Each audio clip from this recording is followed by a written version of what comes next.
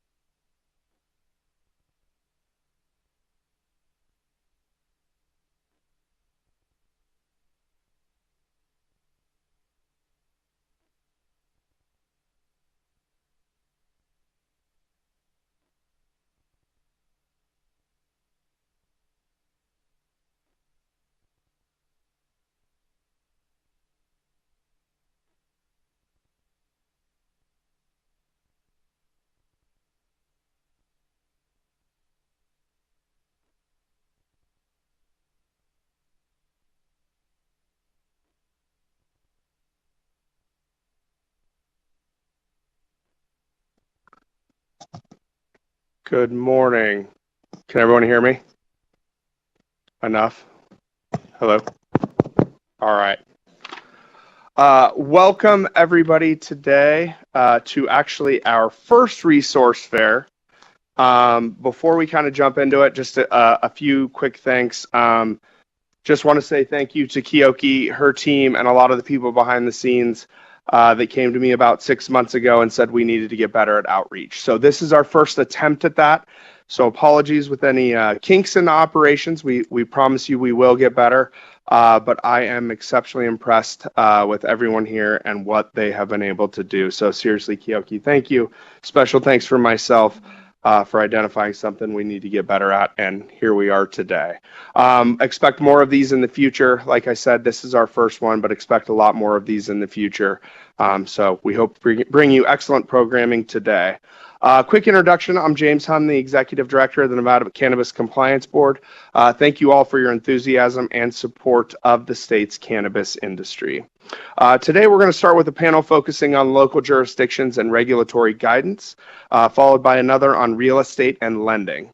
After that, a resource fair will take place for the final hour of the event where you can get any questions answered directly. I'd like to take a moment to thank the licensees for your time and effort thus far, as well as the following folks who were kind enough to take time out of their day to join us today.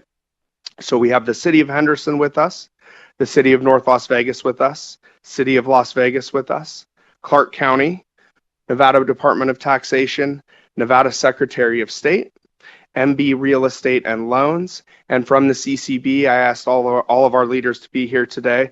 So we have licensing and agent cards, investigations, inspections, audit, and a special guest, our board chair, Chair Adriana Guzman-Freilich is here as well. So she decided to join us today, which is fantastic. So hopefully we can answer any of your questions, but I think this show of support should show you that if we can't on the spot, it means we're here to help. We're here to answer any of your questions. So if there's anything outstanding, we're glad to work with you and get back to you and answer anything you need. Again, everyone here today hopes to provide information, resources, and insight to cannabis establishment licensees who are not operational. During my nearly 2 years here with the CCB, I've learned that while cannabis can bring forth many interesting challenges, the agency, board, industry, partner organizations, and local governments are also equipped and committed to finding practical solutions.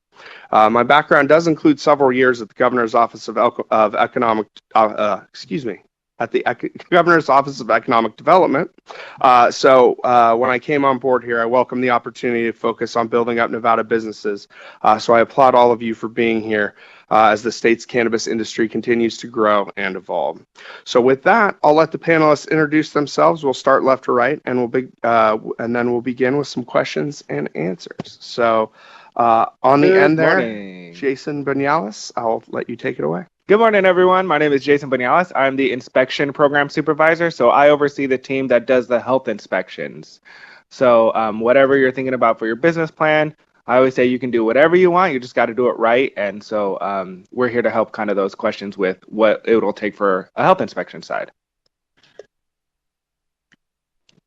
Good morning. My name is Kiyoki Allen. I'm the audit supervisor here at the CCB. My team goes into all of the facilities to audit compliance with inventory and regulatory and statutory requirements. My team is here to answer all of your questions regarding how to acquire inventory, manage your inventory, track your inventory, and the use of the seed to sale inventory system that the state requires. Okay. Good morning. My name is Minerva Gomez, and I'm with the City of Las Vegas Business Licensing Office. I oversee the operations and the approval and renewal process for business licenses in the City of Las Vegas. When I speak or when I answer a question regarding establishments or licenses in the City of Las Vegas, it's different than in Clark County. So if you're not familiar with, because the addresses both will say Las Vegas, we do have a really nice jurisdictional map with zip codes that can help you navigate whether you're going to be in the City of Las Vegas or Clark County, whichever one you were approved for on the license at the state level. So I encourage you to make sure you stop by our booth. morning. I'm Michael Miles. I'm the Deputy Director of the Cannabis Compliance Board. And unfortunately, I oversee almost everybody in the CCB except for Director Hum. So I'm here to answer any licensing questions that you may have. Excellent. Thank you, Deputy Director. All right. First question I have is for Jason and Minerva. So we get a lot of questions on consumption lounges. We've had some fantastic different ideas. So just sort of the way that they can do those. So I guess my first question would be, and people have asked, is can a facility do uninfused foods? For a consumption lounge, the answer is yes. You just have to make sure everything's clearly identified and as infused and non-infused on your menus, and that whatever is being presented to the patron is clearly identified as what is what, so they know how to partake in that activity. And that's for the lounges. Now, for retail operations, are any of these individuals retailer?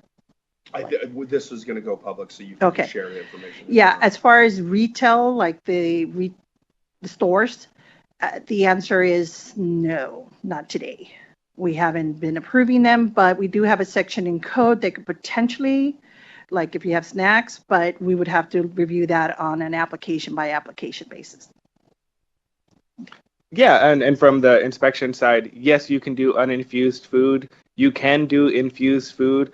That was specifically incorporated into the legislative language, so that way, if you wanted to come and have an infused spaghetti dinner, but you had a designated driver that did it, right? So we want to offer that for everyone. There may be some local jurisdictional requirements. It is specifically addressed in NRS 678D, I think 490, that says you can do uninfused foods. In our code, it says the local health jurisdiction may duly permit you. So at this time, and I haven't talked to them this morning, but at this time, the local health jurisdictions are not wishing to duly permit you. That may change. So if they wanted to have a regular health permit with you, and again, this is specifically for consumption lounges. So if you wanted to do uninfused food, you can. In our code, it says that you also have to follow all of the rules of the FDA food code. That is huge. It is a huge book. So it's not going to all apply to you. If you don't have sushi, you're not going to be held to the sushi part, right? So whatever you want to do, we can figure it out and see what is applicable to you, but you can do uninfused foods. You may need additional licensing. As far as retailers, similar to Minerva, not at this time. We may have some language coming up that would allow the sale of things that are also exempted from NRS 446, the food establishment regs. And those would be things like commercially prepackaged, non-temperature sensitive items like a water bottle, like a Gatorade. Those are being promulgated still, not yet. So we hope one day to offer that for retail. And then that might come with some local business license changes. So that is hopefully in the future. But for consumption lounges, yes, uninfused food is definitely an option, as well as, your low dose foods and your regular infused foods. Excellent. Thank you so much. Kind of a follow-up to that then. We've gotten several questions. So building off that, then can a facility participate in ancillary activity within dispensary, store, lounge? I know that was kind of more geared towards dispensary and or consumption lounge. So, ancillary business activities within the other license types. Yes, we for the stores, we do allow ancillary activity like selling the paraphernalia and also related merchandise, retail merchandise like T-shirts, hats, marketing products. And then with the lounge, absolutely, whether it's entertainment or a food component, like a regular restaurant, ice cream, whatever the case may be. But I know that a lot of the consumption lounges were also thinking about nightclub activity or concerts or what we call general entertainment. So we definitely do allow in the consumption lounges ancillary activity, and we will also, as long as it's not alcohol, that's the big thing. No alcohol, no tobacco, but other types of ancillary activity, it depends what you come up with. And then similar from the CCB as well. In NCCR 7035, it does state that you're allowed to sell cannabis, cannabis-related accessories, or other products that contain CBD. So things that are cannabis related, right? We're not gonna, you shouldn't be selling kind of medical supplies and then ski supplies, right? Because that is gonna be outside of.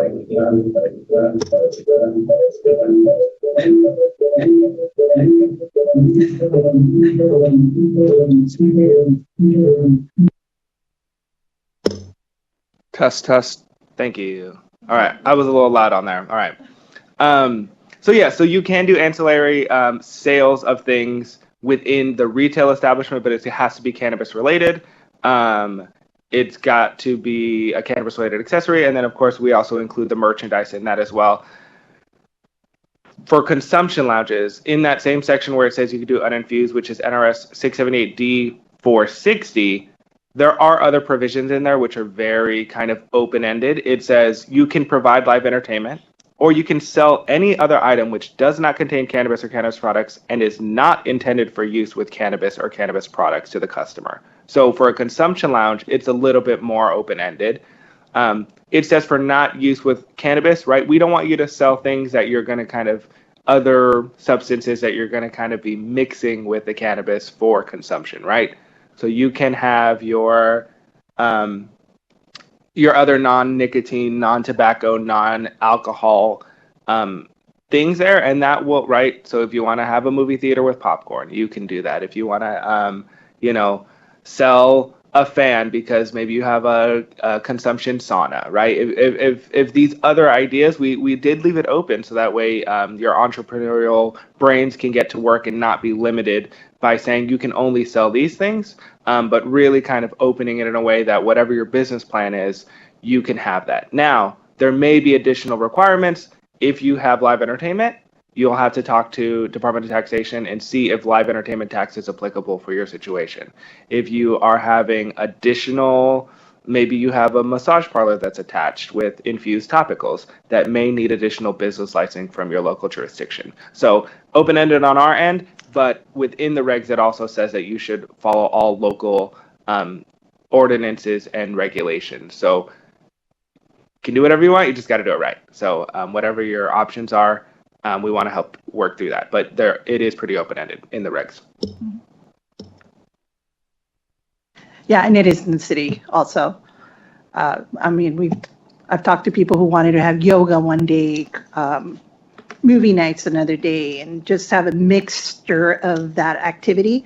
And we're definitely open, and the code is written that way as well. Thank you both. That was great. And again, to Jason's point, open-ended for creative ways to start these businesses. Just follow specific code or NRS. So, going to change gears a little bit here. And Kiyoki, I think this is more directed at you, and just really a basic question. So, as you're starting, pass through, get through suitability, you're going to start your cannabis business. So, how does the licensee get metric access? Great question. So upon receiving suitability and you get issued your license, because you must have your license, active license first. And then also you would also have to have an active agent card. Both of those are needed to gain access to Metric. Upon getting those active licenses, you will contact Metric either through the support@metric.com, or you can give them a ring. I don't have the 1-800 number with me at this time, but you can contact them and you would just tell them that you would like to activate your license. They would assist you in activating that license. It is pretty instant.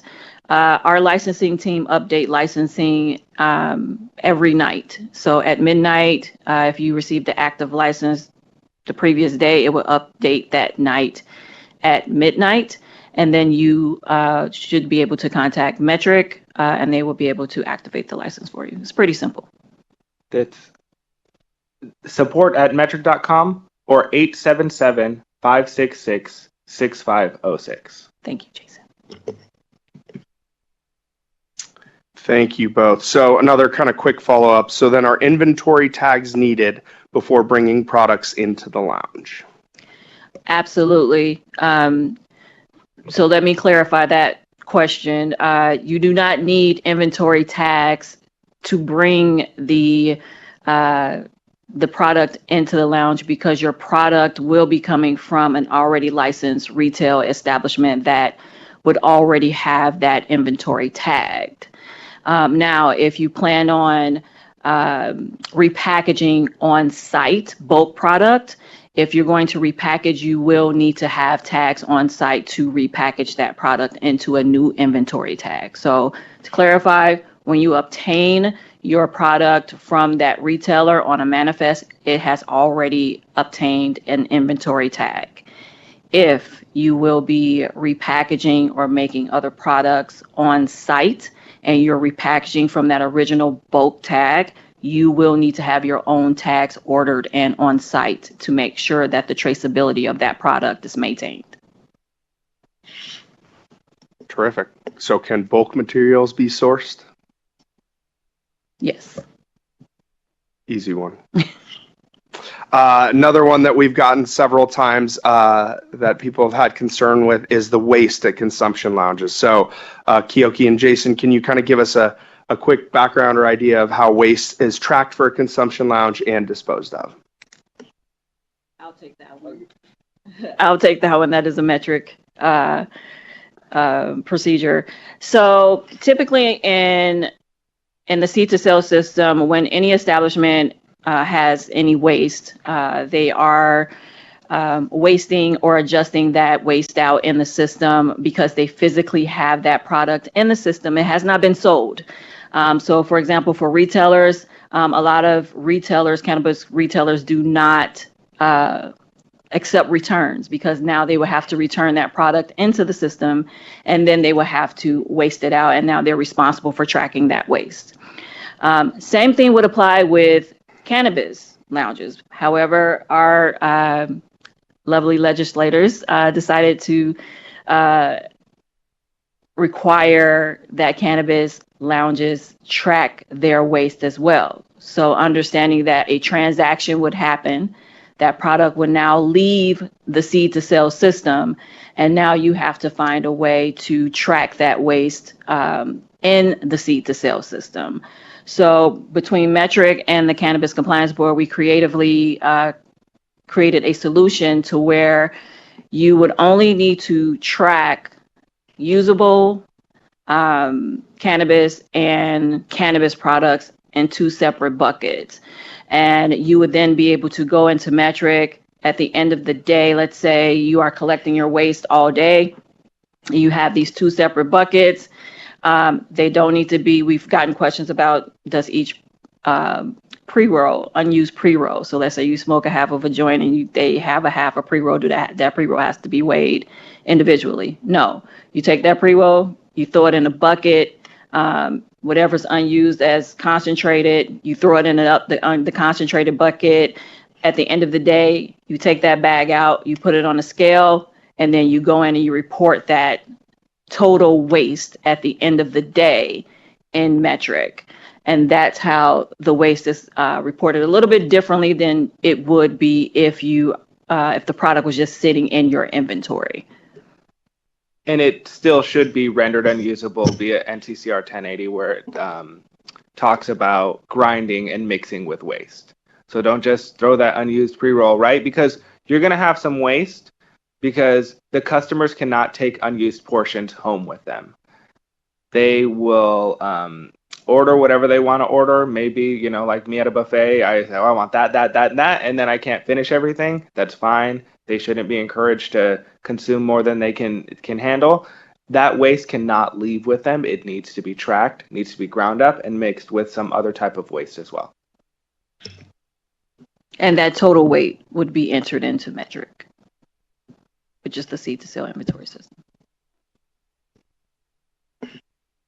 Thank you both. And I know that has been a hot topic and can get a little tricky. So if you have any specific questions for us, how that actually operates, we're happy to walk you through that process as well. So please just feel free to reach out to us, especially as you're getting your business model set up. We're happy to help. Next sets of questions are for Michael and Minerva. So Minerva, if we can start with you, what are the most common challenges applicants face during their suitability, and how can they best prepare?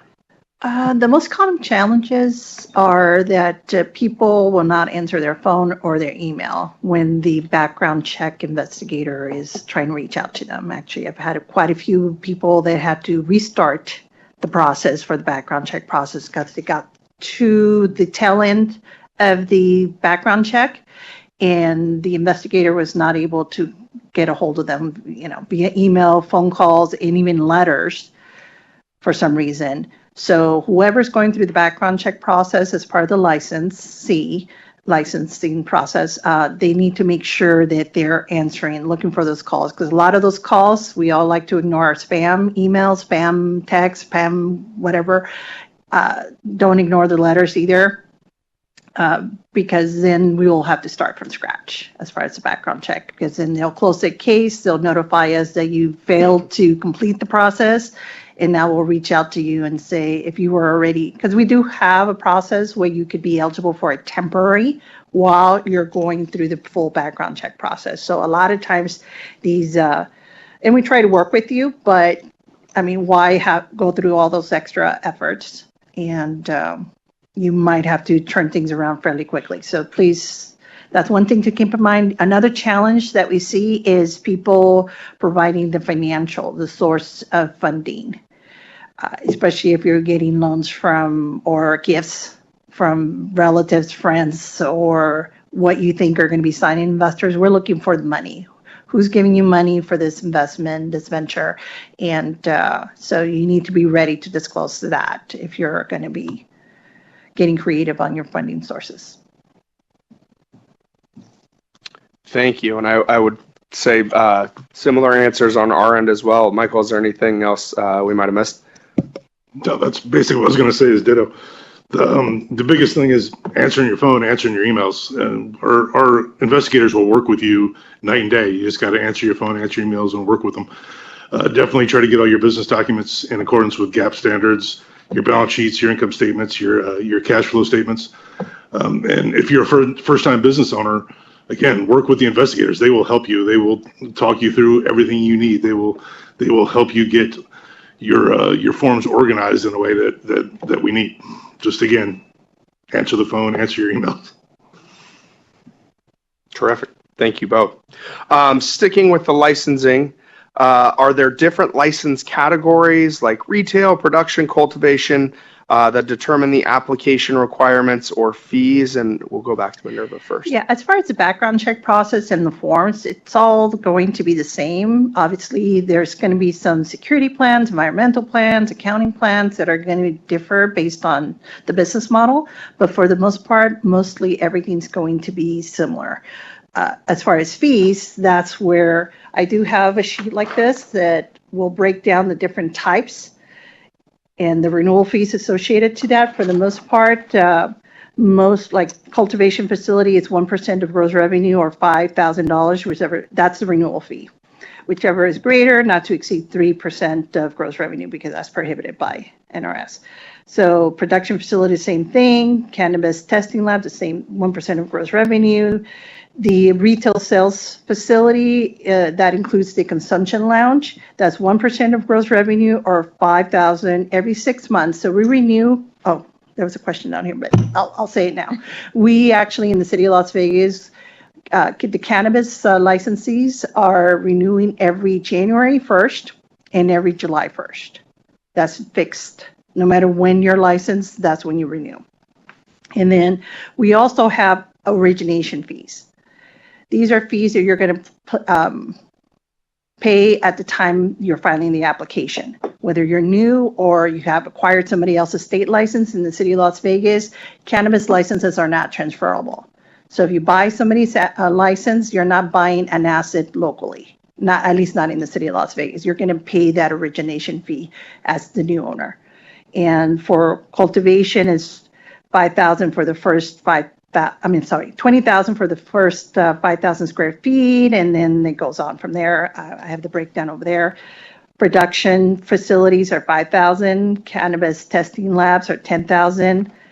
The distributors are $10,000. The retail dispensaries are actually $75,000. The consumption lounges, the regular consumption lounges and independent are 10,000, and the independent consumption lounges that are social equity applicants are 1,500.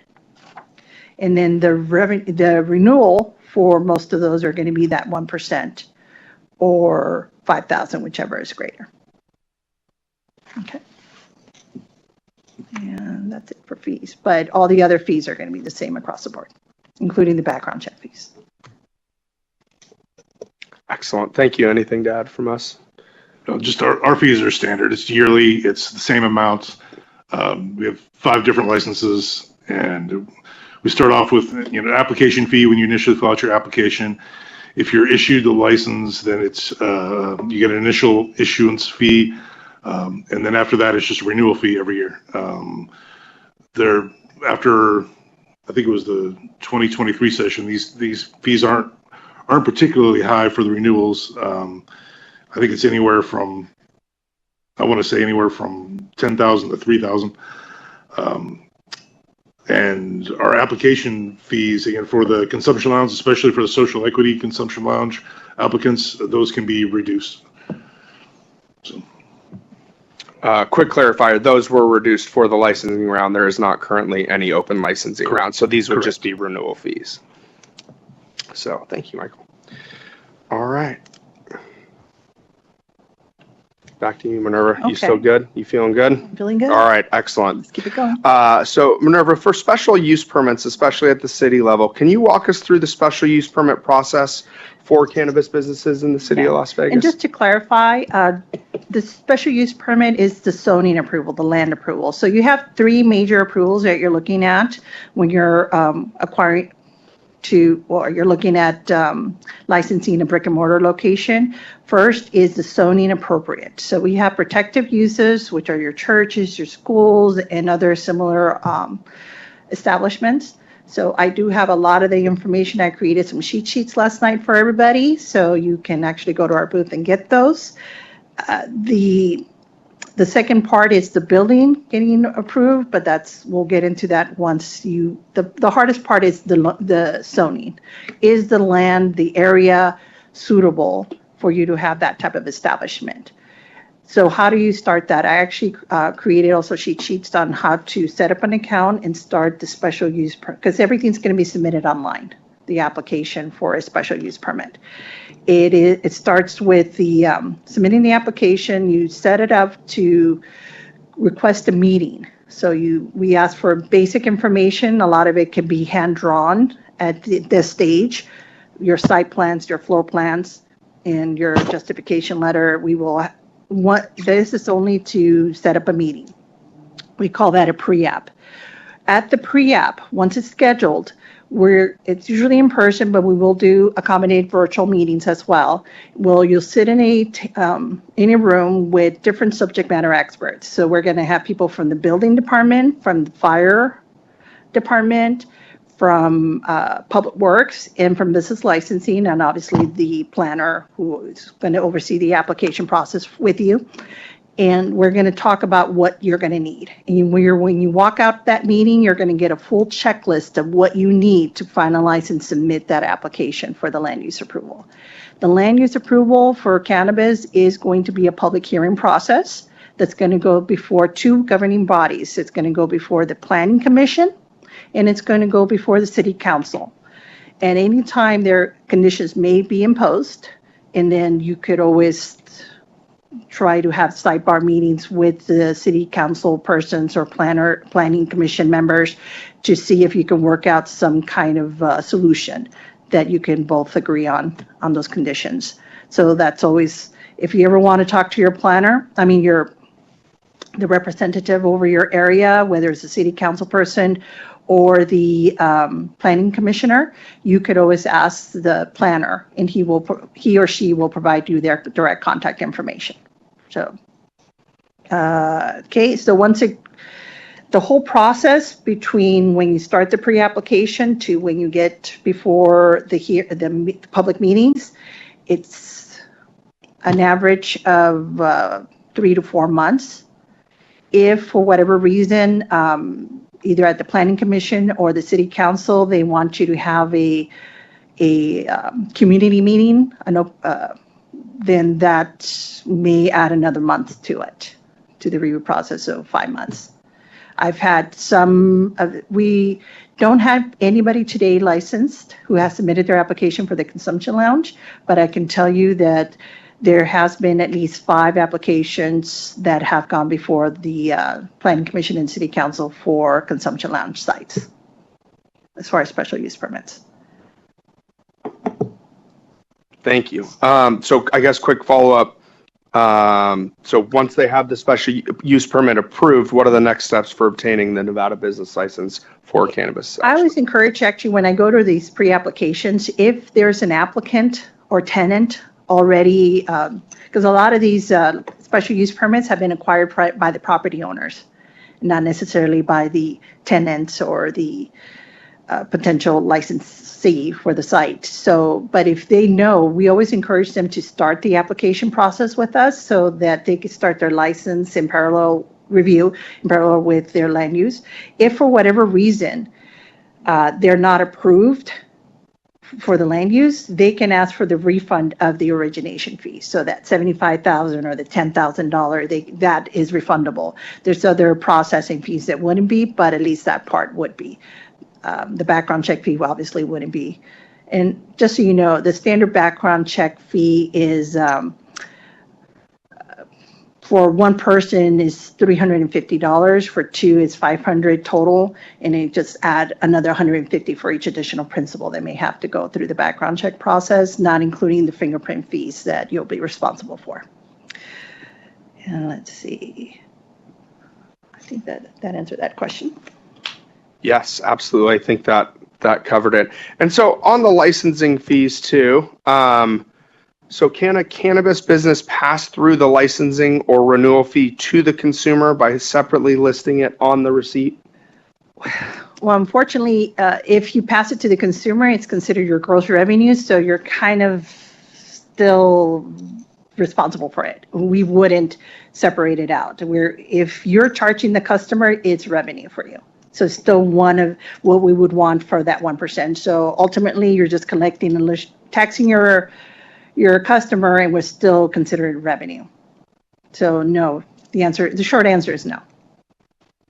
So basically just general sales or revenue that comes through. Revenue. So there isn't really any specific disclosures or labeling guidelines because it's all considered revenue. Correct. The only thing we do not consider part of your revenue is the tax, the state required tax. Any other fees that you want to impose will be considered part of your revenue. So you're kind of defeating the purpose.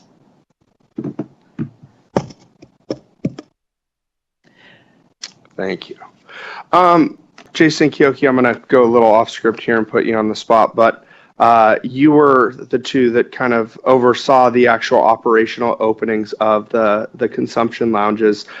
Is there anything that would be helpful to share? I know both of you live this, every day, and you work with business owners and licensees to get these places open. So is there anything that you think would be a helpful tip? Is there anything that comes up kind of as you look at these different things and different challenges that businesses have faced that you may think would be helpful to add? So Jason looks eager to answer, so we'll go with Jason.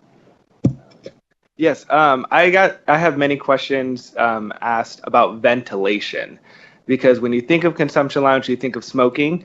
You don't have to have smoking if you don't want to. If you want to have inhalation as a method of consumption, you are more than welcome to.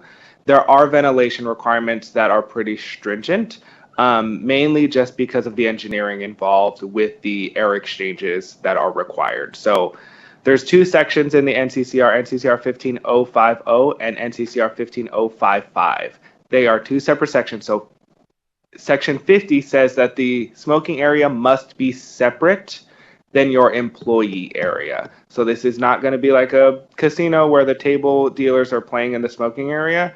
Your employees must have a completely sealed off negative pressure area where they can go when they are not interacting with customers. Yes, they're going to come serve the customer, and then they should be stationed somewhere else where they can monitor. The areas of smoking need to have 20 air exchanges per hour. There is a waiver section within 55 about the 20 air ventilations. If you can come up with an engineer something that is equivalent to that, then we will accept that. So two separate sections. The separate section for your employees, no waiver option. It must be separate. The ventilation has a waiver option if you have some other alternatives that you worked out with an engineer. Now, if you have maybe you're going to allow smoking everywhere. So look at this room. It has high ceilings. It is very long. It is pretty wide. The amount of air exchanges needed for this room, it would be a lot of capacity. So what might improve the cost of that is maybe sectioning off a small smoking section. So that way your ventilation in the kind of non-smoking customer area only needs to be, I think, 6 air exchanges per hour, but the designated smoking area needs to be 20. That's going to need a lot more units, a lot more ventilation, a lot more engineering, and a lot more electricity to just pump through that air. So if you can have a smaller smoking section, it's going to be a little bit more cost efficient. If you want the whole thing smoking, very much welcome to, but it might be more expensive on the engineering side. So you can have smoking, but if you do, think about it with your engineer on where that smoking will be, because that infrastructure for the air exchange can be substantial. Can I add something? Oh, sorry. Were you going to? I was just going to add, at the local level, a lot of times people are thinking, well, can I have the smoking outside? Well, the city will ask you to show us how you're going to control that the smoke is not leaving your area into and going into other businesses. So a lot of people are thinking outside is going to be the easy route. Well, it depends on where your lounge is planning to be set up at the location. Yes, yeah. Great point. Our regs say outside smoking must be approved by the local jurisdiction. So we just kick it to them. So whoever your local jurisdiction is, you got to get it approved by them. I know some jurisdictions have talked about not wanting it at all. Outside smoking, I should say. Yeah. So state regs say you can have it if local say it's okay. Yeah, and we allow it as long as you can show us how you're going to control it from going into other businesses. So we've had some really interesting engineering plans submitted with specialized equipment, and we're looking forward to seeing it in action one day. All right, I'll take the audit side of that. I say 3 things for audit. 1 would be security. 2 would be inventory control. And the next would be your standard operating procedures.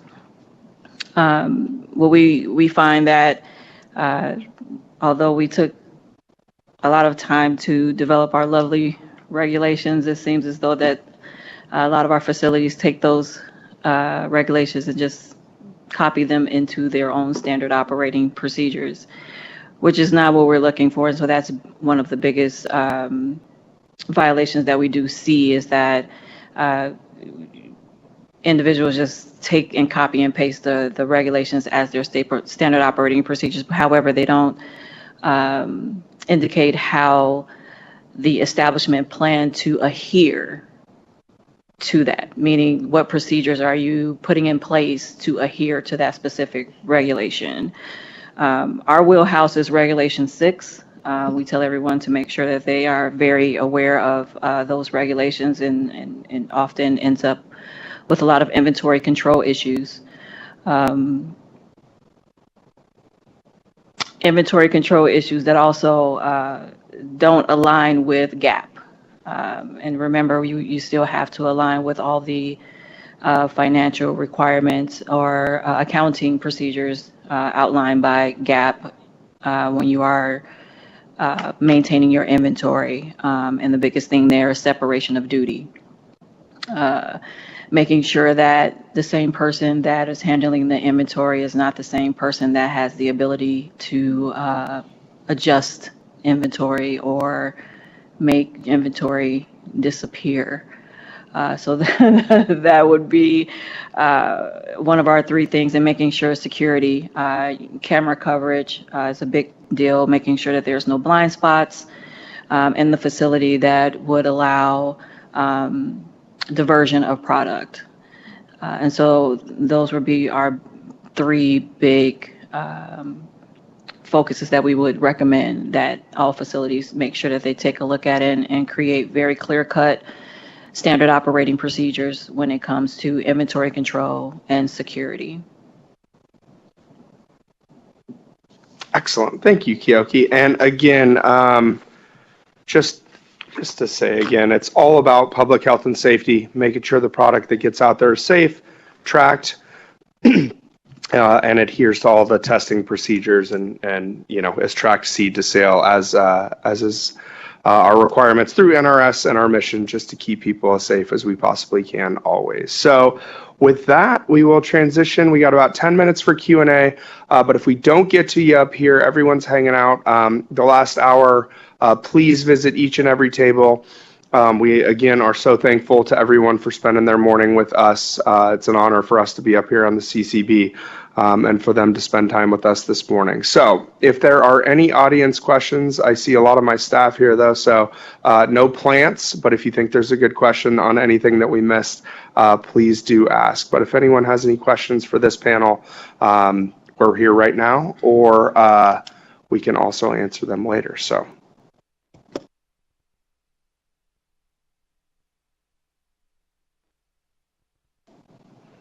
Anyone on the CCB team that wants to ask a question that thinks we might have missed something? Question in the back.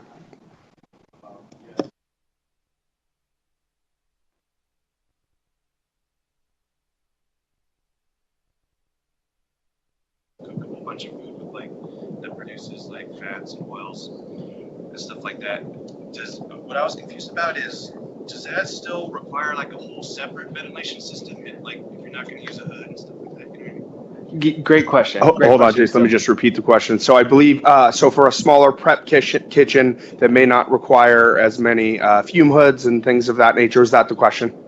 Okay. Yeah, does the ventilation need to be separate, or can you share with that? Does that have to be connected, or do you have to have two separate ventilation systems? Okay, excellent. So what type of ventilation will be required for a smaller kitchen footprint? I guess, would that be the general question? Okay.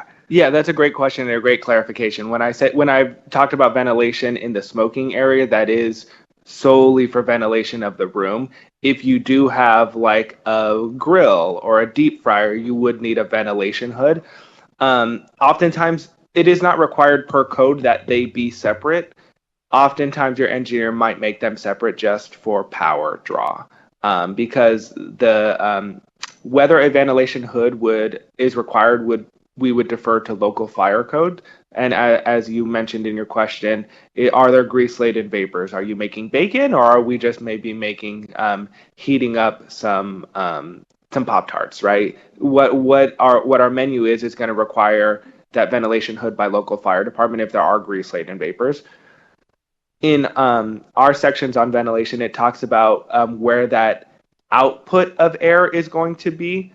So that way it doesn't kind of just emit it unfiltered, so that it's not required to be a separate system.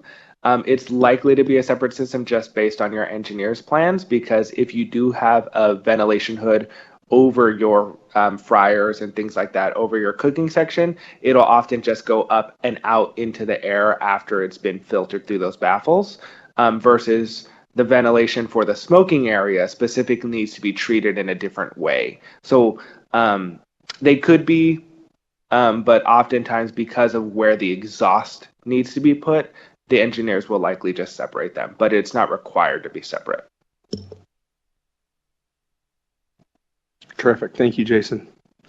Any additional questions? And then obviously you can follow up with Jason as well, as if there's anything specific to your build, we will be around. Any other questions?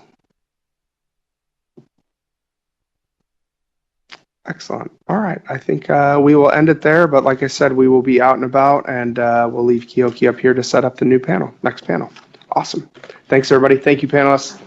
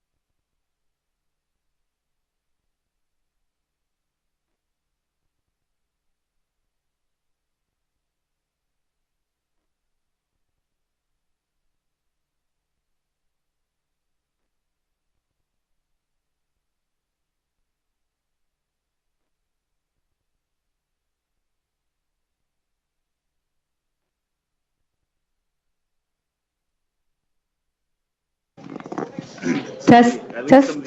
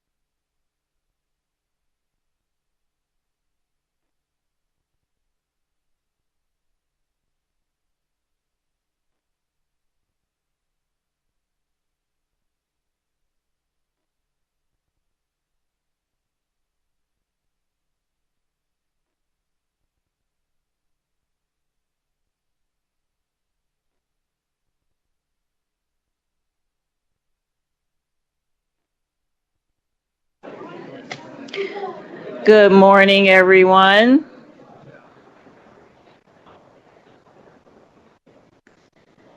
Testing, testing. Are we all good in the back? Sorta, kinda. Mike, can you hear me? No? Okay.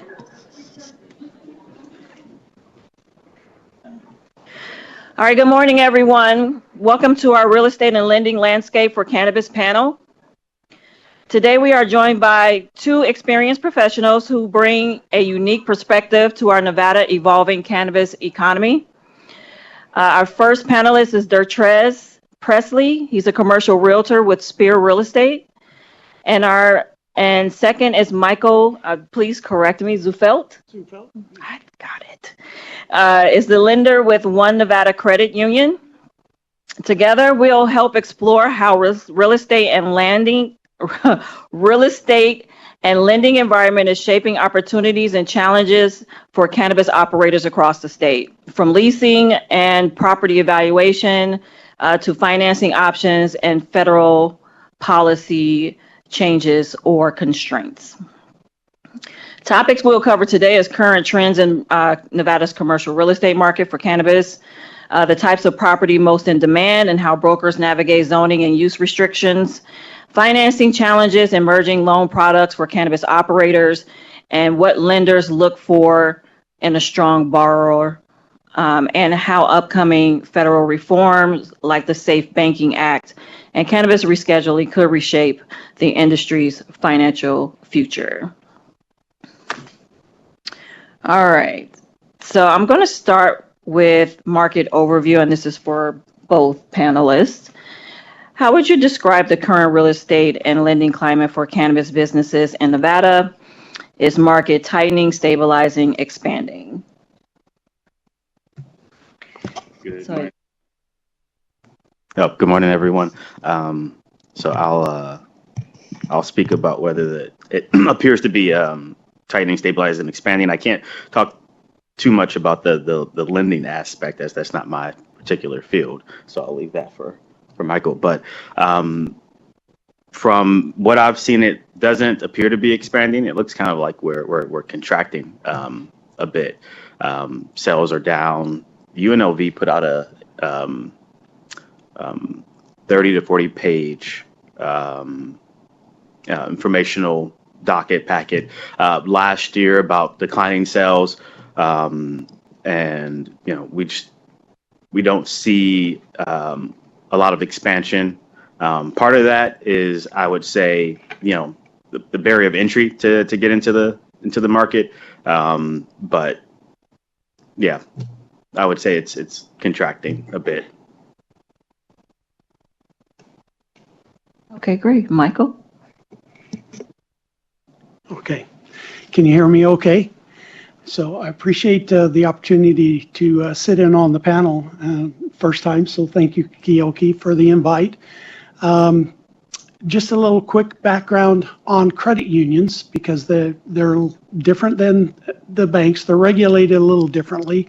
One, they're nonprofit organizations, and to approach lending and banking in certain markets, really community lenders, credit unions are, and they're basically niche lenders. So they don't do it all. They don't want to do it all. But when it fits in their wheelhouse, they do it really well. So I'm glad if you don't have a credit union, you should consider that as lending as well as your personal banking.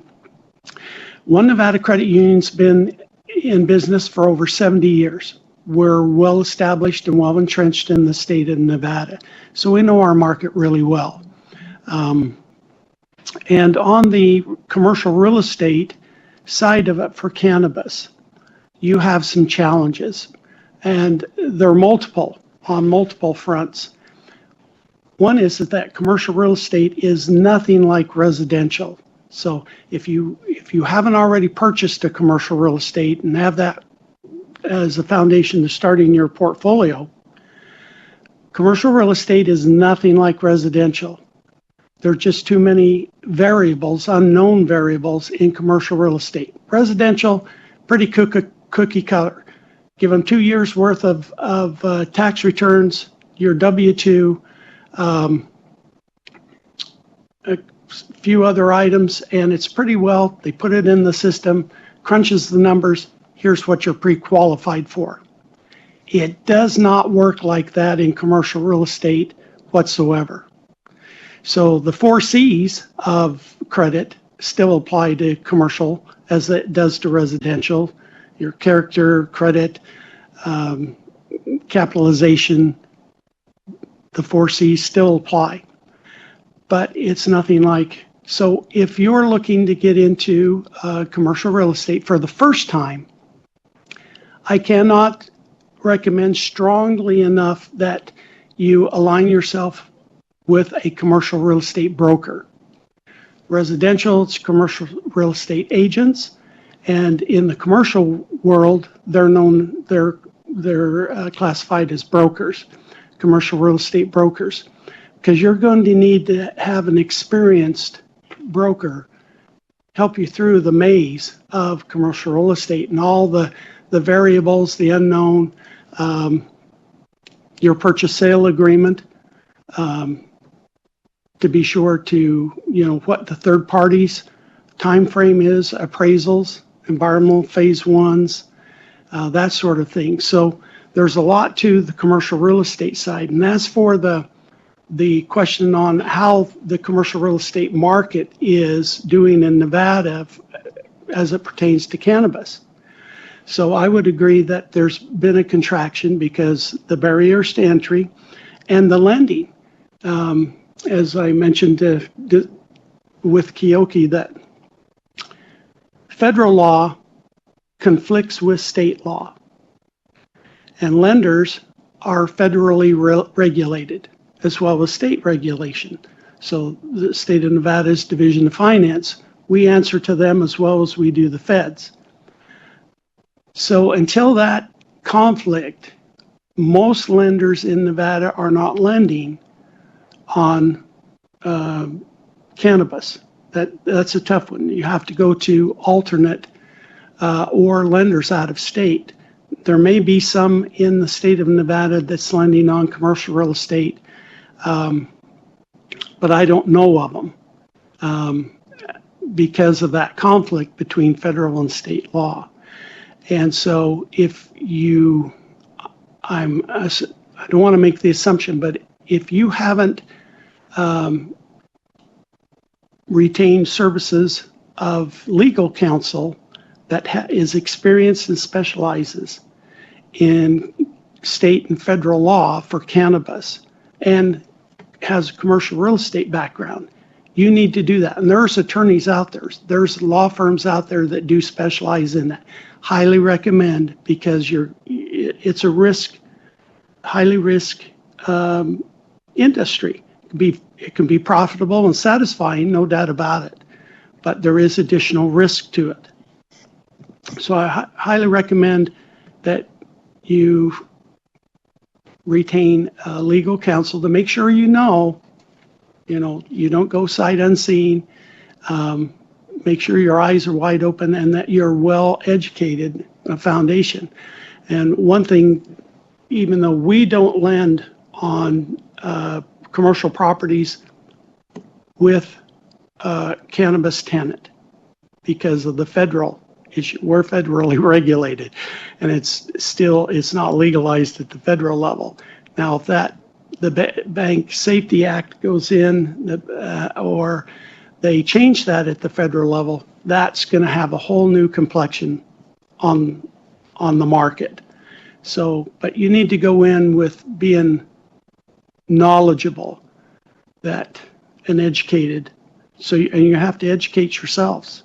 And all the resources are here.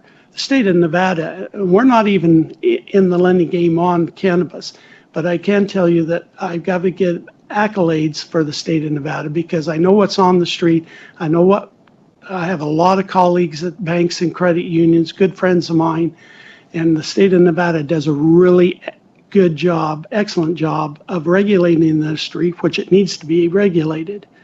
So, and they do a good job, but they also offer excellent resources. And your investigators, there's a resource you need to use because they're out seeing the competition. They see what procedures and standard operating procedures work here and not so well here. So I highly recommend use that resource. It's there. I don't know if I answered your question, but you need to pin me down. You did and more. Thank you, Michael. All right, Dershowitz, I'm going to ask you a couple of questions. What type of properties, industrial warehouses, retail, or are industrial warehouse or retail are most sought after by cannabis establishments, and what's driving that demand? So it's going to be industrial and retail. Retail, because that's where your dispensaries, your consumption lounges, but you can also operate those out of industrial space as well. The cost per square foot on industrial space is lower than the retail. if you're leasing, typically also if you're purchasing. And so those are the cost are the driving factors, but behind those, you might have a building that's zoned for retail use, and it's a concrete tilt-up building, which is lovely for an operator, because again, the cost per square foot, the cost per TI per square foot is lower. Thank you. And with that, what unique skills or knowledge should a broker have to successfully represent a cannabis operator or landlord leasing to them? Good question. I would say that a commercial broker, one, needs to be knowledgeable in retail or industrial fields, and then working with cannabis operators, you got to be able to pick up that phone and call the different municipalities, because as we heard earlier, they all have different fee schedules. There's zoning overlays. You need to understand. You don't have to have a granular knowledge about the TI cost, but you have to have a general understanding of TI cost. What is it going to cost for this, for them to retrofit this retail space versus this industrial space? Do you have connections with qualified contractors? Are you familiar with zoning? Setbacks? Some municipalities it's 1,000 square feet. Some might say it's 1,500 square feet, right, from the distance between a school or a church. So those are, I would say, some of the skills that you need to have if you're going to work with a cannabis operator, and then understanding the risk involved both for the tenant and the landlord. I know there's a question, I might be jumping ahead, about the valuations, but if you are a tenant leasing a commercial space, you have to understand that there might be a premium set on leasing that space, because there's an additional risk to the landlord. If they're going to try to resell, it limits their buyer pool, right? Because they might need to acquire a loan, and they can't acquire a loan. They have to be a cash buyer, right? And so, they might be trying to put it into a portfolio of other assets that they hold. And if some of those assets, even if they're in another state, have loans on them, the lenders will say no, believe it or not. So there's additional risk, and you'll see sometimes a premium in regards to that. Thank you, Dershowitz. The next one is for you, Michael. Yeah, he covered it pretty well, that you're probably looking at a premium on the rental rate because of the higher risk. And a broker, an experienced commercial broker, can help you negotiate that lease. And property owners will probably, in most cases that I've seen, that they will negotiate into the lease that, given provided 10 to 15 days written notice, that they have access to your financials, which is legitimate and fair, so they know the stability. And also they'll probably want a copy of any quality reports of the inspections from the state and county, so that they know that their tenant is in compliance with all rules and regulations of state and county and city ordinance. So those are areas that a commercial broker can help you navigate in negotiating a lease, either with a tenant or if you're going to be the tenant. So I agree. All right, Michael. For operators unable to access traditional loans, what alternative financing paths would you recommend? So there are alternatives out there, because it's a market that has a need, and it's historically has been initially been cash basis, which opens up a lot of scrutiny, obviously. So there are lenders out there that will lend on cannabis for the operating business, as well as getting into commercial real estate. Now, because of the risk is higher, again, reverting back to the conflict between federal and state law, so the pricing, the interest rate's going to be higher. And it can be similar to rates of a hard money lender. This is something that you would need to take a look at, and your commercial broker can certainly help you with. But, there's like a gold stock. There is commercial mortgage consultants and you can see me after the panel discussion. I'll be in the back. I'll have some business cards and can give you a little more direction. There's some mortgage bankers here local that in their capital markets that can help you. They have a book of lenders, both private and public, that can tailor the niche, like ComCap Advisors, Marcus and Millichap.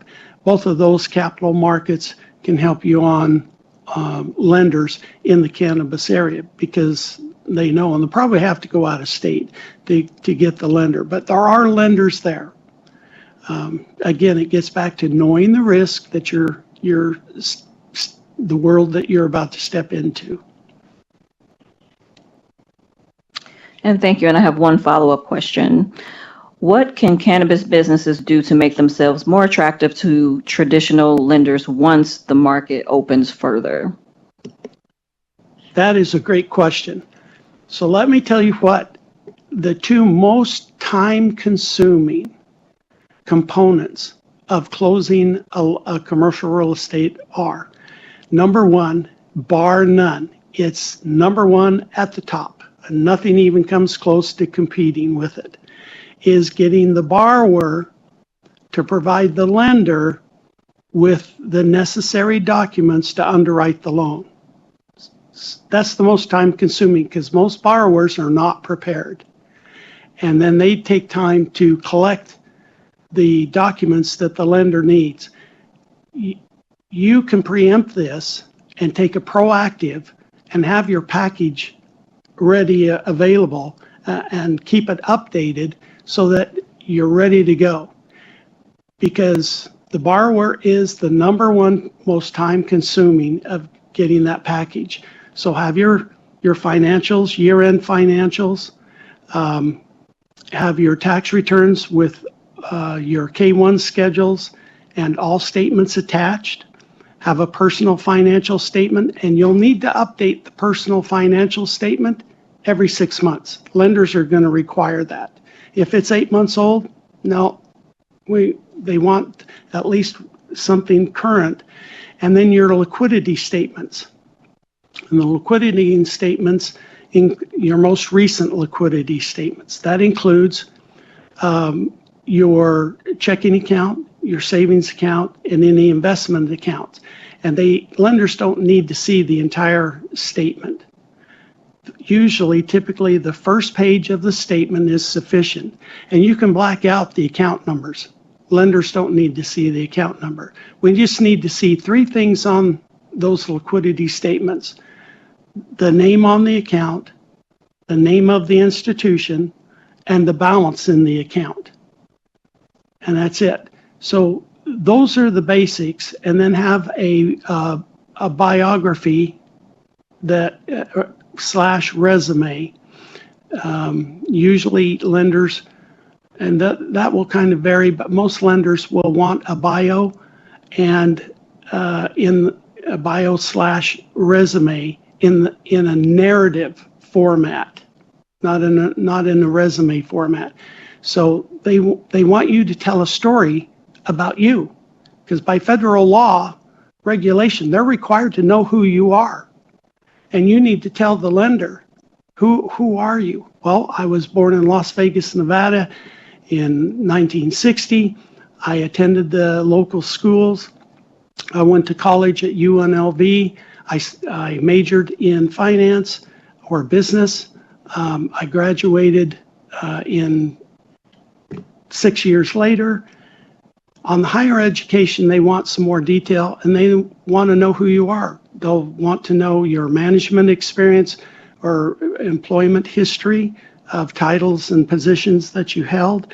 Again, that's part of the resume side of it, but it needs to be in a narrative form. Any memberships to organizations, charities, They want an overall balance of who you are, and you'll need to tell your story to the lender. You're selling yourself. So that kind of gives a... I'm gonna ask this question for both of you. I heard you speak to, Michael, speak to having prepared K-1s and liquidity statements and those type of financial statements. But what about the newbies? So the ones that it's a new business and they're trying to position themselves for, they want to go to a commercial lender, either being a traditional or non-traditional lender. Or a commercial property, and they're new. They're one of our social equity applicants, and they've never owned a business before. They are not operating, so they would not have their traditional business financial statements. So they would probably be coming in personally, requesting support for their new business. How would they position themselves, and what would make them more viable, or as you may say, more, I don't want to say trustworthy, but a little bit more presentable to a commercial property owner or a commercial lender, be it non-traditional or traditional? So a startup is the most difficult. And I have a franchising background, banking background, besides now that I'm with doing the credit union side. And so I've worked with a lot of small businesses in the franchising and SBA, Small Business Administration loans, and with that organization, great organization. So startups are the most challenging because 90%, and I know you're not going to want to hear this, but you need to know, and it gives you an alert to do the proper planning. But 90% of startups fail in the first year. And the reason, number one reason, bar none, that they fail is they're undercapitalized. So whatever you put together on your budget, your pro forma to run the business on, well, you need to boost the capitalization needs significantly, because there's going to be emergencies, unplanned expenses. And so number one is startups go in undercapitalized. And so you're looking at to put together a 5-year plan. And you need to do your homework and your research. And there's organizations out there that can help you put that business plan together in a pro forma. But that's the number one reason. So most lenders, including ourselves, we want to see a startup that has a minimum of 24 months in business.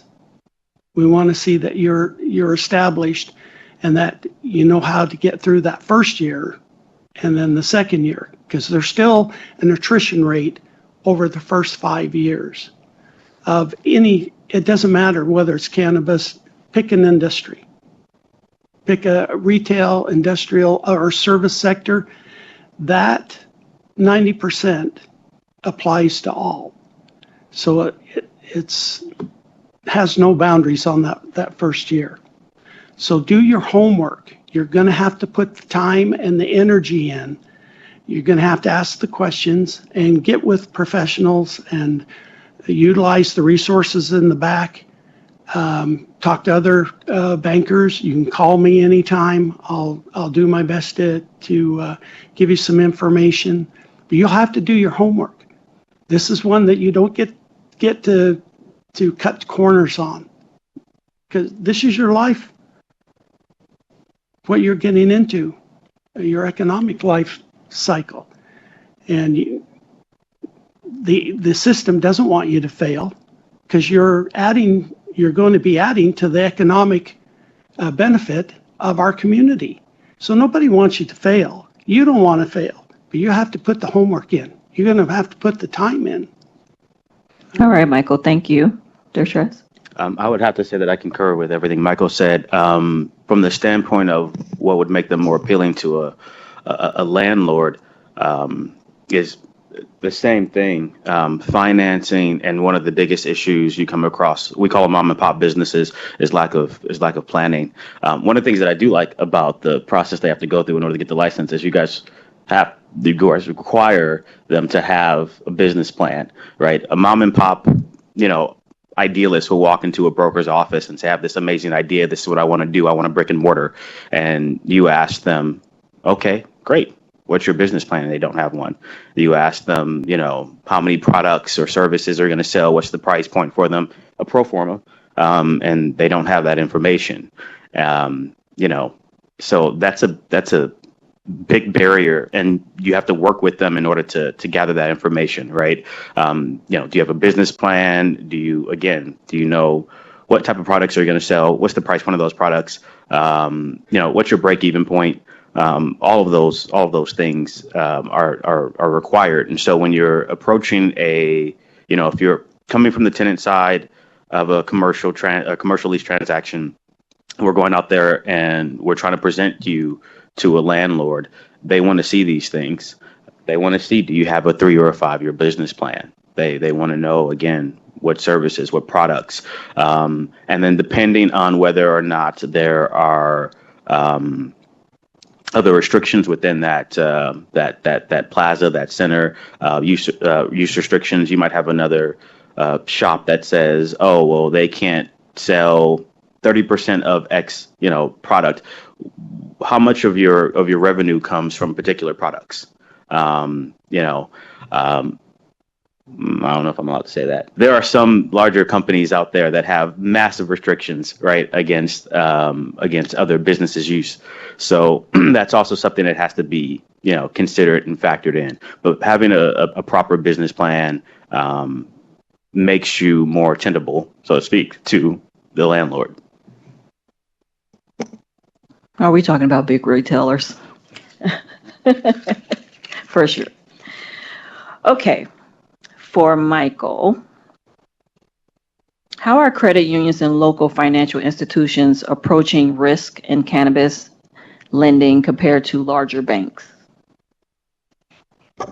Well, I touched on it earlier because of the conflict between the federal and state law.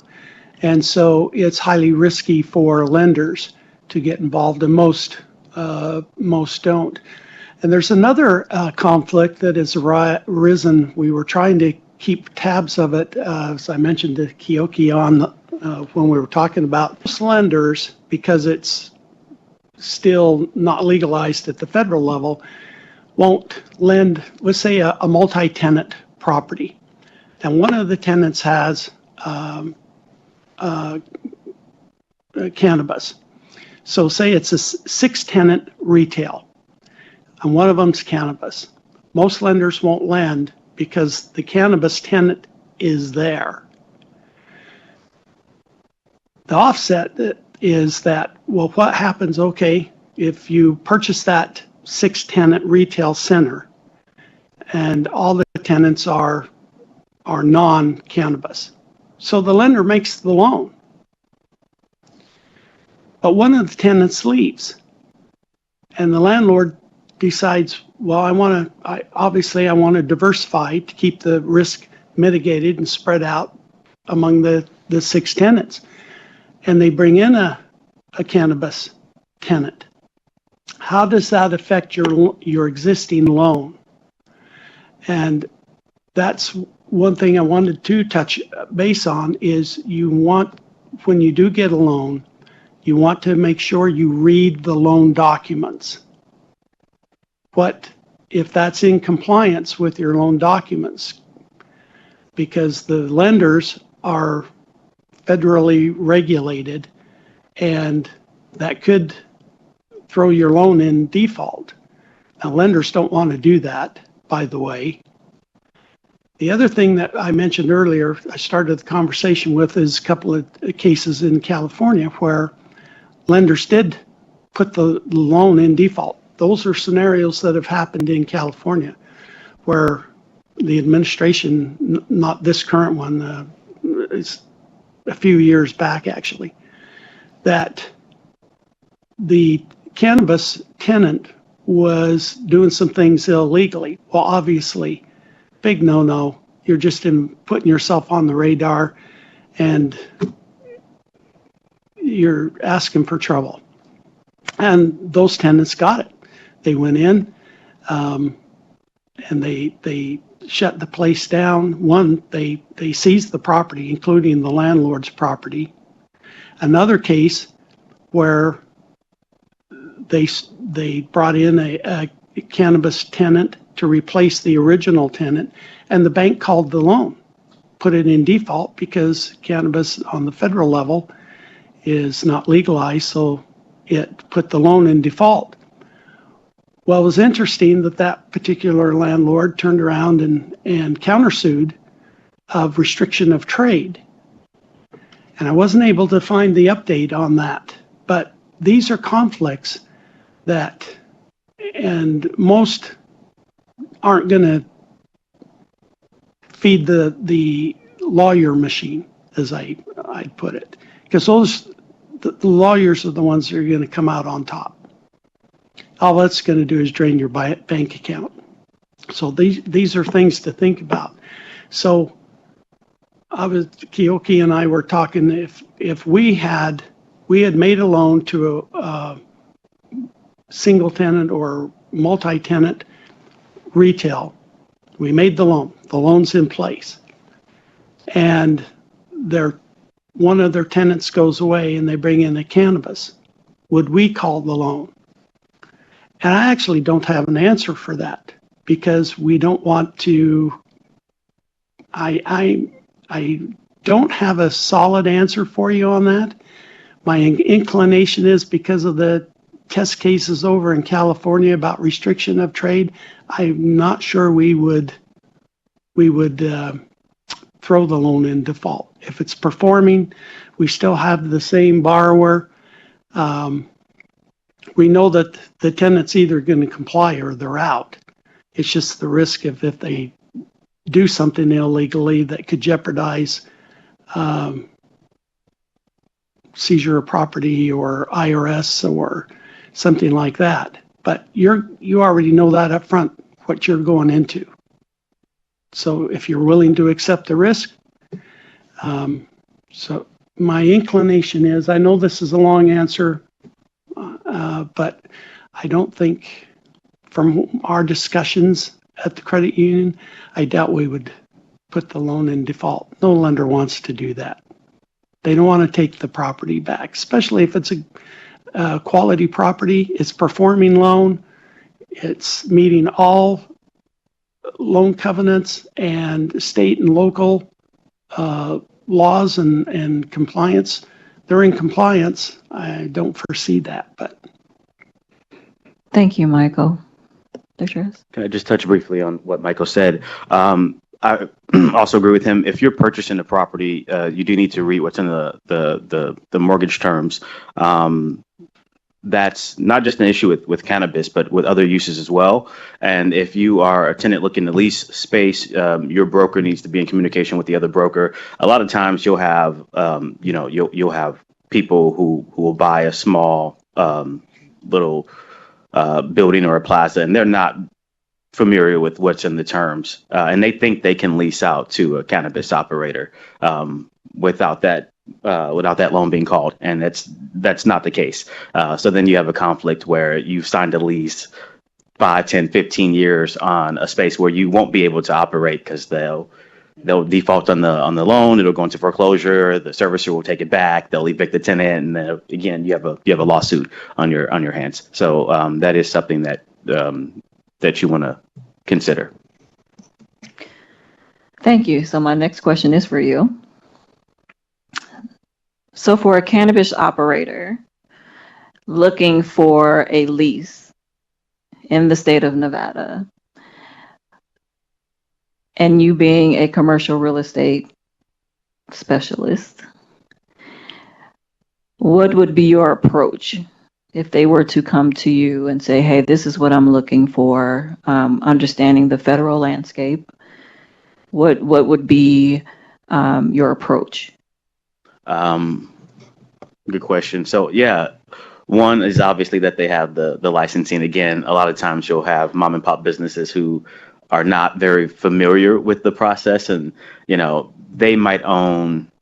I've had clients that own 3-4 smoke shops and said, I want to open up a dispensary, and have no idea what the actual process of opening up a dispensary. I've had clients who have owned multiple hookah lounges, and they want to open up a consumption lounge, and again, have no actual idea as to what the process is. They just think, well, I have a hookah lounge here, here, and here, and I know how to run a hookah lounge, so I can run a consumption lounge, and it should be the same. And then you get to the nitty gritty of it all, and they're like, oh, I didn't realize it was going to cost this much for the licensing, and I didn't realize there were going to be these restrictions and all of these things, right? So one is the licensing. You get to a point as a commercial broker where when somebody comes to you and says, I want to open up a cannabis business, you ask them if they have, they used to call it a medallion. Is it still called a medallion? No. Okay, just a license. And if they say no, you say, I'm sorry, I can't help you. If they say they have those, if they have that license, and they have whatever municipal area that you're going into, well, then we sit down, and it doesn't happen overnight. We're going to have a good, week or two worth of discussion about what it is that you actually want to do. Again, the products you're gonna sell, the services that you're gonna offer. Do you need foot traffic? Do you need, what type of signage? Because that's important, right? And then there are restrictions on the type of signage that you can have, depending on the municipality as well. So you're going to sit down and you're going to have a conversation with your broker about all of these things over the course of a week or two before we actually start the process of going out and looking for a space for you. And then it's understanding, again, when we're reaching out to other brokers who have done this before, who have worked in the business. You have brokers that specialize in tenant rep, those who specialize in landlord rep, and then reaching out to those that have done it, because it makes the process a little bit easier.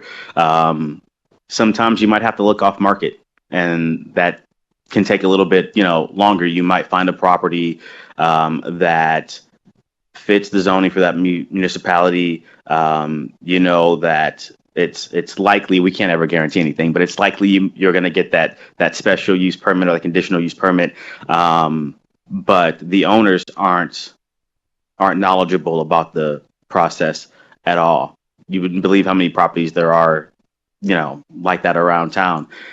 Somebody bought a property back in the 70s and their parents passed away and they own it. They haven't done anything with it. And it's in an area where it can be used for cannabis use, but they're just not, they're not familiar. And so you reach out to, you find out who those owners are, you reach out to them and you start that process.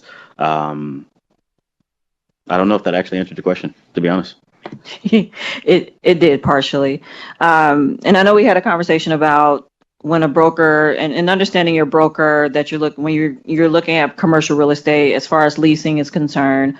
You want to go with a broker that understand the cannabis landscape and understanding that it is some federal restrictions. So when they are looking for ownership, and when he speak about off-market properties, he's speaking of those owners that do not have a federal loan. And so you want to make sure that you are with a broker that understand that, and that's going to be willing to work with you and do the due diligence and the work for you to identify those properties and those property owners that will make it a little bit easier for you to get in on a lease because they do not have a federal loan that would run the risk of coming due if a cannabis establishment were to move into that property. My next question is for both. How do you see the lending terms and real estate valuation changing if the federal government reschedules cannabis or if the Safe Banking Act passes? Well, that's what needs to happen on the Safe Banking Act. So it opens it up for lending. The first thing, the benefit you're going to see is lower interest rate pricing of the loan because now it's legalized. The risk is mitigated that it's now federal and there's not that issue of it. There still will be risk because of the regulatory oversight that is in place and the market itself. So that's going to open up a lot of doors. That would alleviate, and obviously for the landlord, the tenant, you've now got a place to park your money other than a safe that's off-site, unmarked, and secure. So it opens up a lot. It's just going to make the market a lot easier, and then it opens up the demand other than the barriers to entry for the product and service itself. I see that would probably open up on the commercial real estate side for higher demand because the banking is a big issue. It's like towards the top, second to the barriers to entry and the regulatory oversight. And again, that needs to be in place. But that would be a real positive. And can I mention one item on when you get into a commercial loan, and whether it's for inventory or equipment, maybe even a partnership buyout or commercial real estate side. I cannot emphasize this enough because I see it almost daily. Read your loan documents. And there's two areas I really want to focus on for you to be aware of. So when you get a loan from a lender, you need to know what their pricing is based on.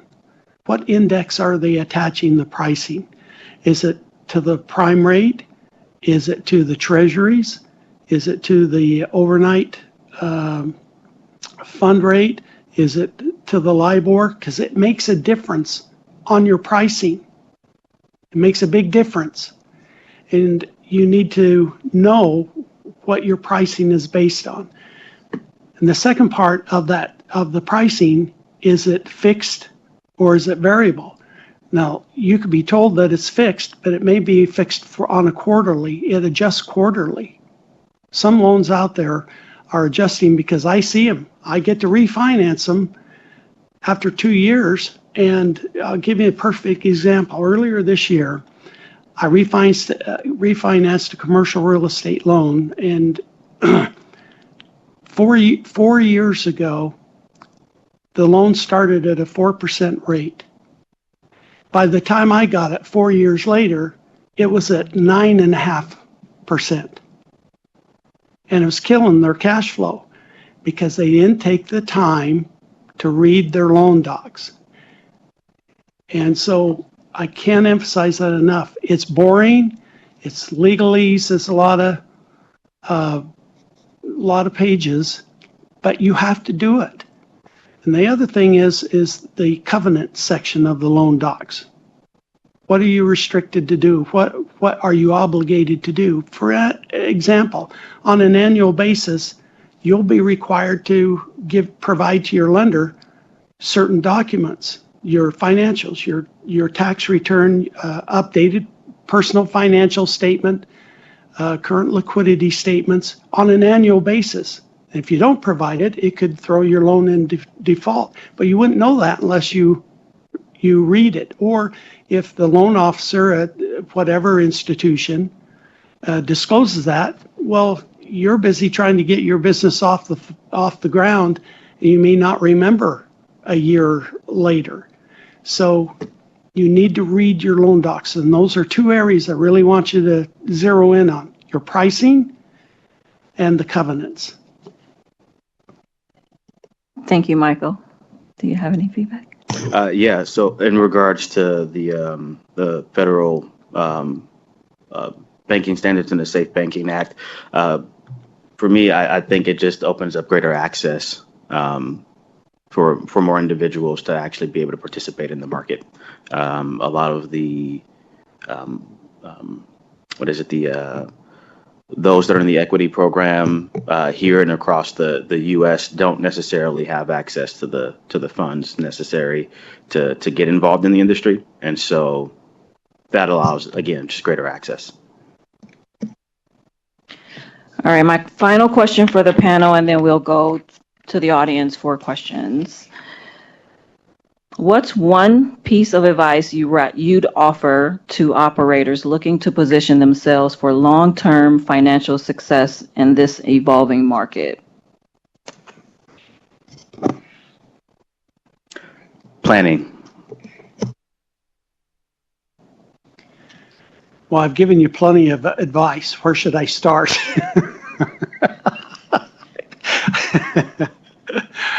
Do your homework. Put the time and effort into it.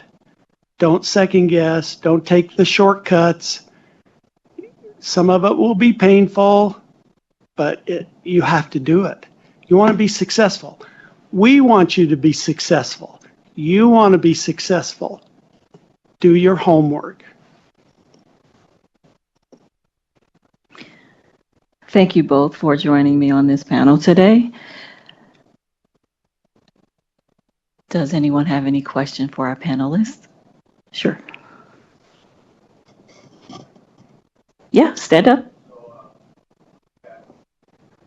Important is to have like a business plan and a pro forma. So my kind of biggest issue with that is like it's really like multifaceted, and it's like how to begin with, like there's no like proven models right now as far as how a lounge is even going to work. So how much weight does a pro forma at that point really hold? Like, what are we just generating numbers, and it's all just saying like we're going to expect this amount of people to come in.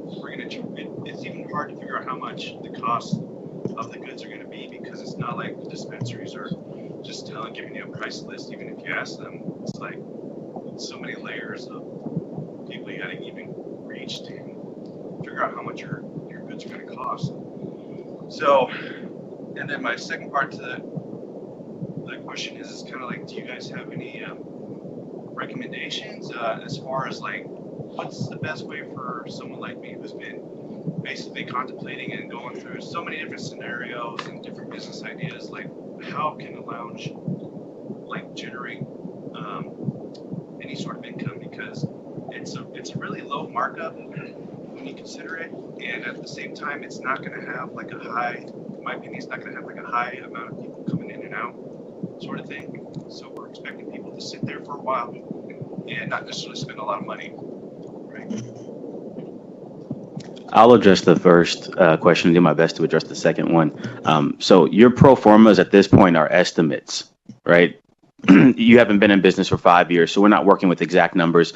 And that's something that your broker knows. That's something that the broker on the other side knows. That's something that they're going to explain to the landlord. But what it does show is that you put thought and consideration into your project, right? That's basically what it's showing. We estimate that if we're selling X amount of product at this price, we should bring in this. Our overhead cost is X. Our ROI is going to be such and such. But they're just estimates, and everybody knows that they're just estimates from the commercial real estate side.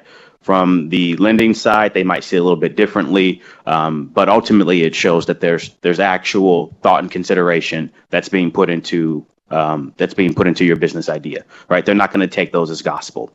I have some thoughts about the consumption lounges, but I think that they need to like loosen up a little bit on some of the regulations. A lot of the retail that we see here, like I would say since the pandemic, are more experience user friendly, right? You go to a coffee shop, you go to a boba shop, and they have Instagram walls, and like people are transitioning traditional retail use to more experience type use. And I think that with the consumption lounges, you need to, not you, but they people want to be at a place where they're not just sitting there, like you said, smoking and, listening to some music, right? They want to have actual experiences. Again, I know it sounds cheesy, that Instagram walls, people like to drink, people like to eat when they're at lounges, people like to dance, right? All of those things to be considered in the future. But again, that's the best I can offer for your second question. Yeah, just to reiterate, Buttress just said is correct. The pro forma, or your business plan, one is it's a budget, and you need to stick as close as you can to the numbers. So you want to make them realistically. Again, it gets back to, if you haven't done your homework, and the number one reason that startup businesses, regardless of industry, that 90% fail is they're undercapitalized. So as I'm just throwing out as an example, you budget that you're going to need $100,000 to get through the first year. Well, then I would put that number at 300,000, 2 to 3 times, because there's so many unknown variables, as you mentioned. So you kind of have to budget for that, because they will happen, and they're going to come the first year and the second year. So whatever it is that you think that your cost of operation is going to result in that first year, at least double it of the capital.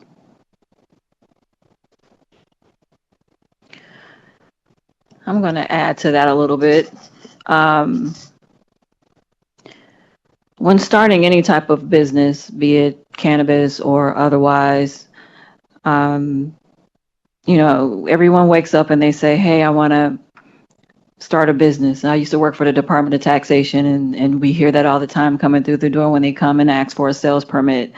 They say, hey, I woke up, I had this great idea, I'm going to start this business, and I need a sales permit. And then you think, and you ask them these questions, well, what is your estimated gross revenue? Because that's a question that they're going to be asking when you ask for that sales permit. And they say, I don't know. And to go back to what the panelists were saying, is that planning is key to be successful in your business. So understanding that your cost of goods sold is very important, because now you need to build in your operating cost and the cost that it's going to take for you to acquire the products that you want to sell, and understanding the products that you are going to sell. Maybe that may take some time for you to just go back and take a step back and say, let me survey and understand what my customer base is going to be. Those things are important. And so constructing a business plan is not going to be realistic. A pro forma is just that. It is an estimated budget of what you think is going to take you to operate. And then whatever you think you need to build in a contingency for that, the 2 to 3 times that budget, whatever you think, times it by 3, just so you know that you are covered. And then that way, I know a lot of times, even with the Cannabis Compliance Board and the initial application process, we have a minimum that you should have coming in the door. That does not mean that that should be your minimum for your operating budget, because only you know what this spectacular idea is that you want to present to your clientele. And it may be more than that $250,000 that may be required as a part of your application process. It may be $1.5 million. And so understanding how, whoever you have investing into your business, how you plan on making that person whole, in addition to making money for the business, is going to be important. And so you have to plan it out. That is what a business plan is. So please don't skip that step of the process. Jason? So there are some pretty rigid requirements in the NRS statutes, specifically that consumption must obtain the product from a retail dispensary. And adding that retailer in does cut in those profit margins. My question is, how can people take part in the process on some of those legislative requirements? Great question, Jason. I say this, and if you ever attended a metric training, this is probably something that they have on repeat. Pretty much is that as the Cannabis Compliance Board, we are not doing anything but doing the work that has been laid out for us, right? And it's your business. And so when we get a bill or if we get a statute change, that's for us to enforce. We don't create them. We write the regulations to make it easier for licensees to adhere to them. But we're not making those legislative decisions. And a lot of those legislative decisions come directly from the industry. And so we recommend that if there's anything that is giving individuals heartburn, as I say, with the operators or licensees that may be looking to open up a business and you come into those roadblocks, speak to your legislatures. That is the process that you should take to say, hey, we have this great idea, but here are our roadblocks. And how can we meet in the middle, working with the Cannabis Compliance Board? Trust me, we have people that call us all the time and say, hey, this doesn't make sense. How can we work together to present something that is feasible for both? Because one, we do want you to make sure that you adhere to all of the federal, state, and local laws and regulations. But we also want you to win. Right? Because if you win, we win. So if it's something that you feel as though that, I always say it's a pain point. And I know there's many trying to stand up consumption lounges at this time. And just the cannabis establishments, period, just because of the federal roadblocks in this industry. Speak to your local legislatures, your legislators. They can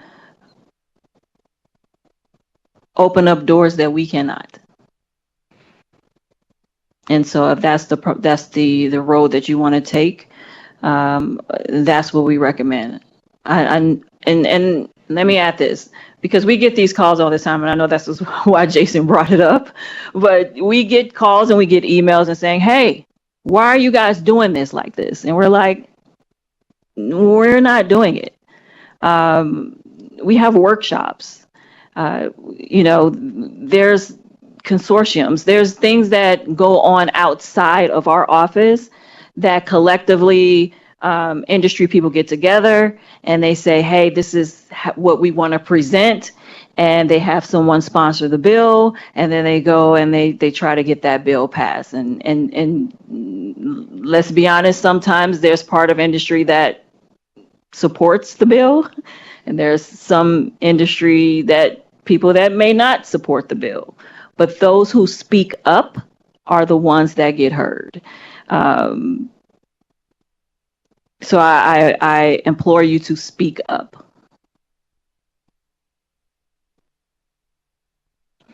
Are there any other questions?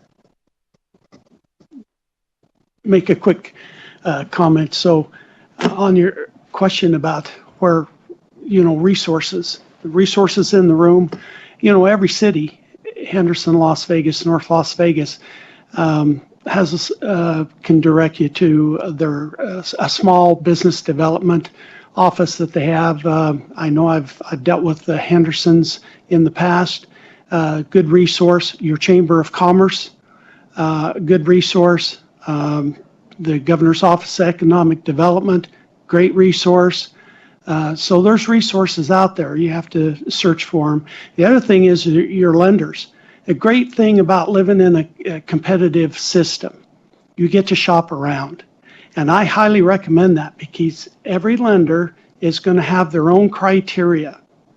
They're going to have their own lending parameters. For example, one Nevada Credit Union, our lending window starts at a minimum loan amount of $1 million, goes up to a maximum of $6 million per loan.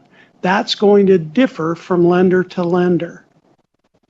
So shop around, and when you're on the phone with that lender about what their terms, what their criteria is, their window, ask them for resources, because most of them will have a referral for you of where to go in certain areas, and because some banks specialize in business loans, the operating side of it. And so they'll have resources that they can recommend on helping you on the business plan and putting that pro forma budget together. So encourage you to call around, shop around. I know everyone heard the term closed mouth don't get fed. This is the case here. You know, if you feel like you've reached a roadblock, contact the CCB. You know, contact Clark County, contact City of Henderson, City of Las Vegas. They have many resources to direct you to if you are reaching roadblocks and fulfilling a dream. I know that there's a lot of entrepreneurs in this room, and this is an opportunity to make a difference for you and your families. We just want to make sure that we provide you with the best resources to help that dream come true. So ask all the questions. There's no question that's dumb. I know people, you know, you hear that in the second grade. There is no dumb question. Ask the question. Trust me, you may be asking a question that someone else in the room may want to ask, but may just be a little bit afraid. And then also there's a lot of questions that come to us and they be like, that's a great question. And we post it on our website as a frequently asked question so that everyone is aware and that information is readily available. So don't hesitate to ask us. We're all in the room here. You know, the team in the back, they showed up for you, just so that if you have any questions that you would like to ask them in person, because we all know it's hard to get people on the phone all the time. But this is an opportunity for you to ask those questions to those individuals in person. Does anyone have any other questions?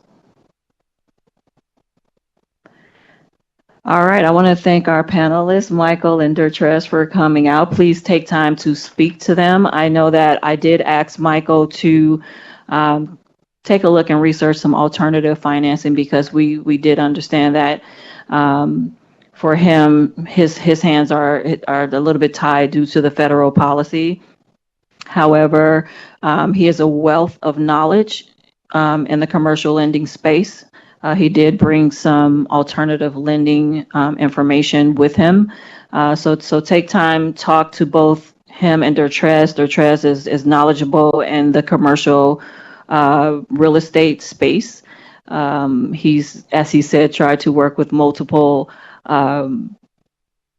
prospective clients, but soon learned that they only had smoke shop licenses and not cannabis licenses, which is very different. But they're both here to answer your questions. The audit team, inspection teams are here as well. So please take the time and have conversations with us before you leave the room. And if you have any other questions or anything that's piquing your interest, please stop by. Thank you.